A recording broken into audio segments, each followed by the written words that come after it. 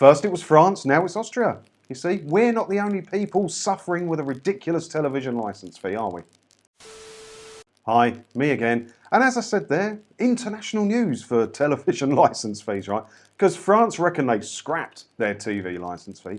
They didn't. What they did is they stopped charging people the monthly annual fee, whatever, for the licence fee, which I think was €138 a household in France.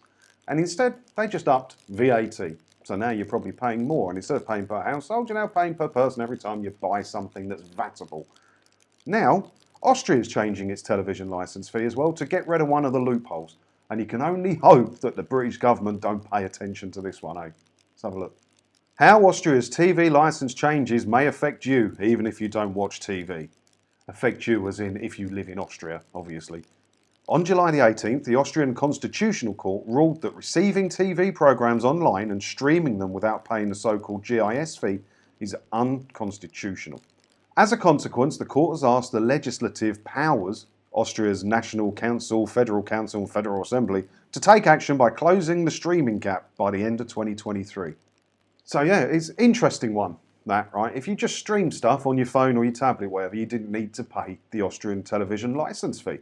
And we're similar to that here. If you don't pay the British TV licence fee, you can't watch or record anything that's being shown or use BBC iPlayer. But you can still use all four: ITV, Hub, Demand 5, Netflix, Amazon Prime, Disney+. The list goes on forever now, doesn't it? With no problem at all. Even if, if you don't own a TV, you can still do that sort of thing and not have to worry about paying it. In Austria, they're changing that now, where it says here, in which ways could the TV licence change affect people who don't even own a TV and use their laptops only? Yeah, if you don't even own a TV in Austria, you could now be made to pay it. They're changing it. Oh, you've got to hope they don't catch on to this sort of thing over here, haven't you? Ooh. The ORF is not profit orientated, but an independent public media enterprise. 2/3 of its revenue comes from TV licence fees. That is from households paying a monthly charge. These fees were increased in February the 1st last year and now range from €22.45 to €28.65 depending on the state due to varying taxes. Austria is the most expensive EU country with regards to annual television fees. So that 22 to 28 euros must be monthly. That's a lot of money, isn't it? That's a lot of money. That is a lot of money. That's more than I pay for my phone every month. Just for state-run media. Imagine, it's weird here, isn't it? You pay 13 quid a month, but only the BBC get that money, but you can't watch any of the other stuff without it. I've never understood how they got away with that. It's one of the biggest cons ever, isn't it? Now, more than 25,000 payers were missing in 22, and they've warned council members about a minus of approximately €12 million.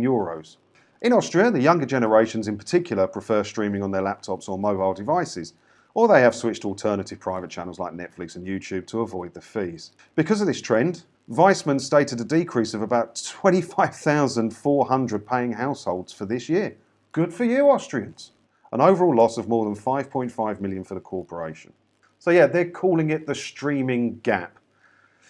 Yeah, I mean, at the minute, like I said, the rules in the UK are you can't watch anything as it's being broadcast to use iPlayer, but you can still use ITV Hub to watch all your stuff, as long as it's not live. You can still use all four to watch all your stuff, as long as it's not live. You can use Netflix, all you like. You can use Amazon Prime, as long as you don't watch any live sport on there, Discovery Plus, Disney Plus, all of that. No problem at all.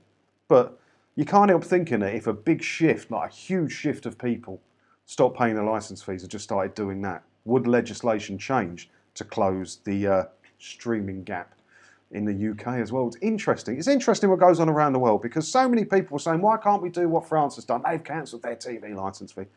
They haven't. Look into it. Actually read the article.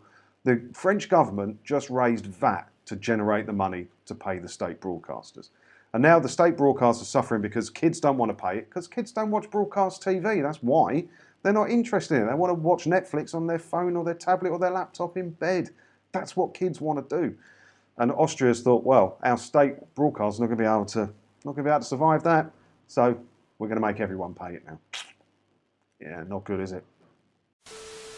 The article does continue on. If you want to read the whole thing, I'll put a link in the description below. You can have a look. It's quite an interesting read if you like this sort of thing. I can't imagine many people do, but I quite do. And they're saying they might lower the charges to about 18 a month if this is implemented. That's still more than we pay in the UK, right? And they're saying another alternative preferred by a large number of users in forums would be a paywall for watching state-run media content online. Yeah, just do that. Stick it behind a paywall. Why the UK can't do that, I've got no idea.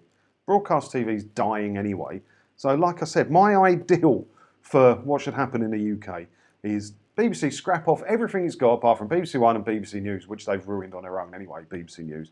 And it shows ads on there and just repeats. And you want to watch the new stuff and the premium stuff, you can watch it ad-free over on BBC Plus and pay your subscription for that. So you want to watch EastEnders on Tuesday night, that's where it will be. If you don't want to pay, you can wait for a Sunday Omnibus, which will be chocked full of ads on BBC One on your telly. What's wrong with that? Isn't that the best way to deal with it? So with everything that's changing around TV licensing in different countries, it is an interesting time to be in the debate, really, isn't it? Anything could happen, we don't know. So what do you reckon about this then? And do you think that changes here could affect how UK politicians see it? Because many of them were spouting about France. Even Nigel Farage was spouting about France. He obviously didn't get the full information there. It's down to him, isn't it? So it's interesting. Let me know what you think about it all down in the comments below. And as always, thanks for watching, and don't forget to hit the subscribe button if you haven't already, because that way, hopefully, I'll see you in another video again soon, won't I? Ta-da.